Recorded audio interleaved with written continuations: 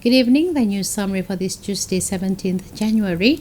The Supreme Court will fix a date later to give its decision in the case of legal fees for the Valabji couple, Mukesh and Laura.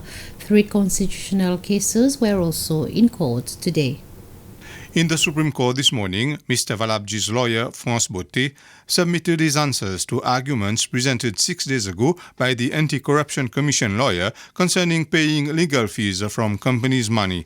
Chief Justice Ronnie Govindan says he needs to analyze all the legal arguments in this case, but for the moment he is taken up with the Charity Ernesta's murder trial. In the Constitutional Court, Mr. Valabji has filed a case against the police and the defense forces concerning certain treatments he had received during his detention.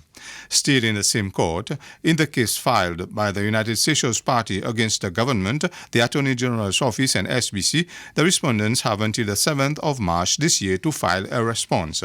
The case concerns SBC's decision not to broadcast live the party's press conference unless certain conditions are satisfied. Finally, the lawyer for the convicted Subramanian brothers and Mr. Bastian, Alexia Amsbury, has asked the court to rule if Section 30, subsection 2 of the Prison Act violate the Constitution. The section says that prisoners sentenced to life and for drug offences are not entitled to remission. As of next week, 24th January, teachers from both private and state schools will be able to register with the new Teachers' Council.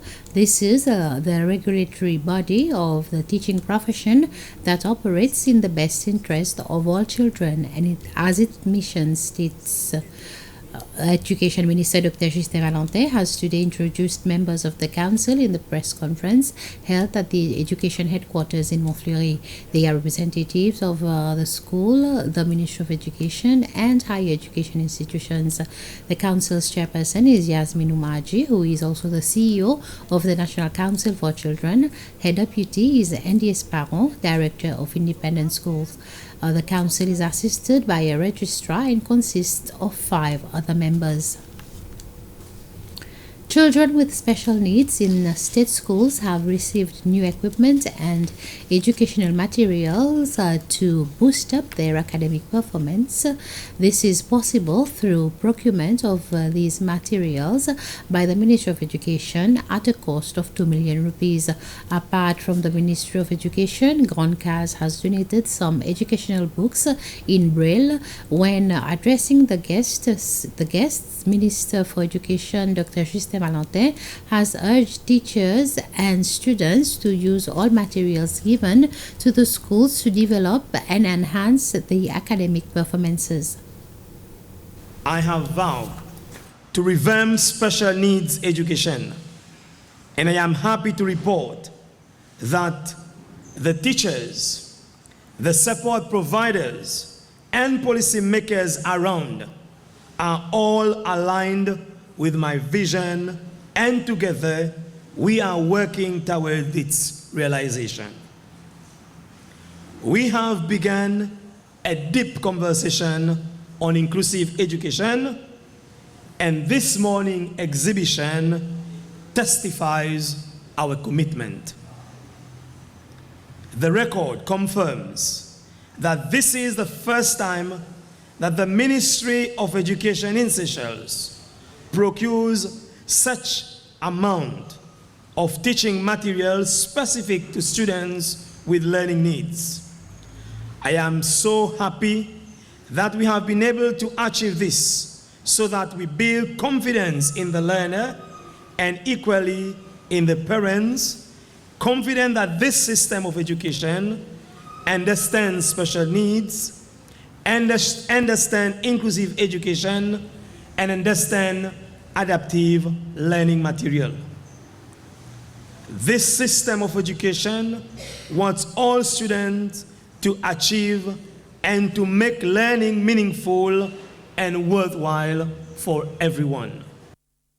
There has been a landslide on the road that runs behind the Raffles Hotel in Ostokomaka, Pralin. This happened around 11:30 this morning. The road was blocked until around 2 p.m.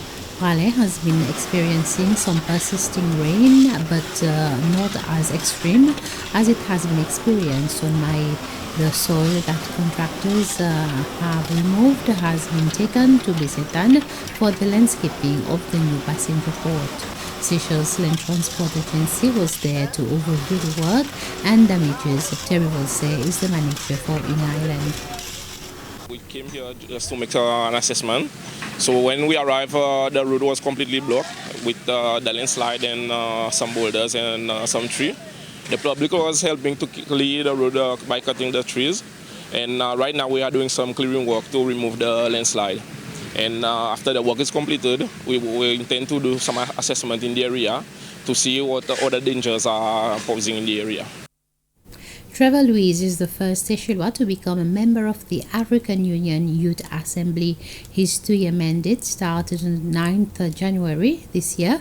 The African Union Youth Assembly unites youth from 54 African countries with the aim of promoting unity, peace, harmony, and solidarity across Africa. Trevor says that he was informed about the opportunity from a colleague who is a member of an African Union organization. It's a step in the right direction. I mean, basically everything that is being done or that is done or that I have done has been for Seychelles and for the youth of Seychelles. So this achievement is not something that is only personal, but it's something that I'm sharing with everyone. And I hope that in the near future, we can all see the fruits of our hard work.